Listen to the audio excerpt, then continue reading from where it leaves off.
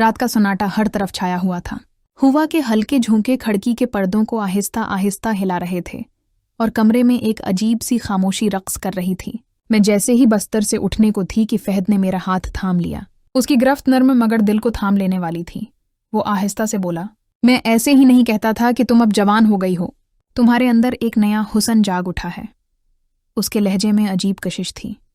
میں سہم سی گئی، دل کی دھڑکنیں بے قابو ہو رہی تھیں۔ اس نے بڑے پیار سے مجھے سہارا دیا اور آہستہ آہستہ بیڈ پر لٹا دیا۔ خود بھی میرے پہلو میں آ کر لیٹ گیا۔ میرے چہرے پر شرم کی سرخی تھی، آنکھیں جھکی ہوئی تھیں اور دل میں سوالات کی آگ لگی ہوئی تھی کہ اب کیا ہوگا۔ میں نے ہمت کر کے آہستہ کہا، فہد، میں تمہاری بھابھی نادیہ ہوں، ابھی میری شادی بھی نہیں ہوئی۔ یہ سب مناسب نہیں۔ لیکن فہد جیسے کسی اور ہی دنیا میں کھویا ہوا تھا۔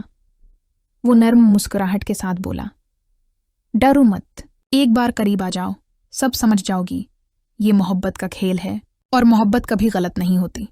میری سانسیں بھاری ہونے لگیں، دل اور دماغ کی جنگ میں جذبات جیتنے لگے۔ میں دل ہی دل میں جانتی تھی کہ میں اسے ٹال نہیں پاؤں گی۔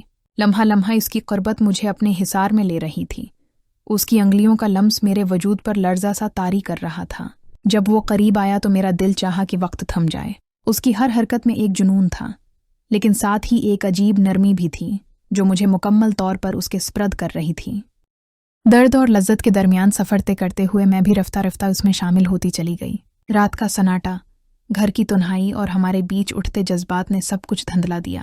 اگلی صبح جب سورج کی ہلکی روشنی کمرے میں اتری تو فہد نے مسکرا کر کہا، نادیہ، تم نے میرا سر درد ختم کر دیا۔ تمہاری قربت نے مجھے سکون دے دیا۔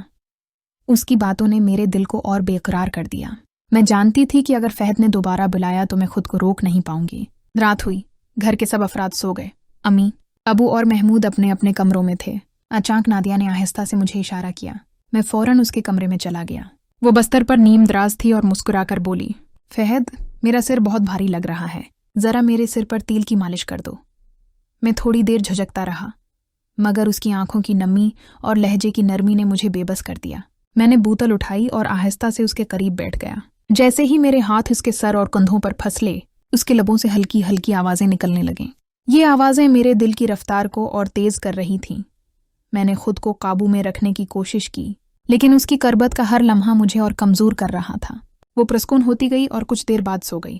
میں خاموشی سے اپنے کمرے میں لوٹ آیا، مگر دل کی دھڑکنیں اب بھی قابو میں نہ تھیں۔ اگلی رات پھر وہی منظر دہرا۔ جیسے ہی سب سو گئے، نادیہ نے پھر مجھے بلایا۔ میں فوراً اس کے کمرے میں گیا۔ وہ مسکرا رہی تھی، جیسے مجھے دیکھنے کا انتظار کر رہی ہو۔ اس نے نرمی سے کہا، میرا سر پھر بھاری ہے۔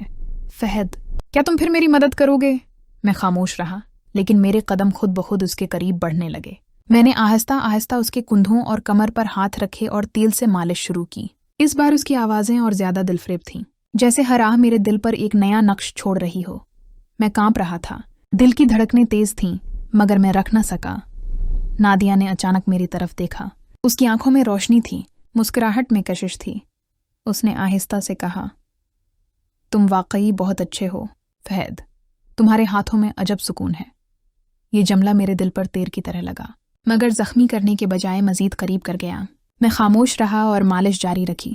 وہ آہستہ آہستہ سکون میں ڈوب گئی اور نیند کی وادیوں میں کھو گئی۔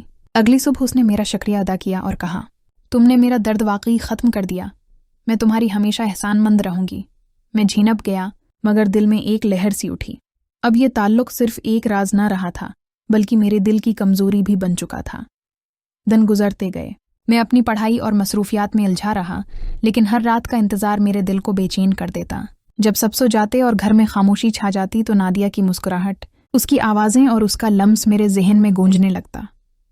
ایک رات وہ پہلے سے زیادہ نرم لہجے میں بولی، فہد، تم ہمیشہ میرے پاس رہتے ہو، یہی میری اصل طاقت ہے۔ میں نے سر جھکا کر مالش شروع کر دی، لیکن اس بار میرا دل سکون کی بجائے آگ میں جل رہا تھا۔ ہر لمحہ، ہر لمس، ہر آہ ہمیں ایک دوسرے کے قریب کر رہا تھا۔ رات کے سناٹے میں صرف ہم تھے اور ہمارے درمیان بہتے جذبات۔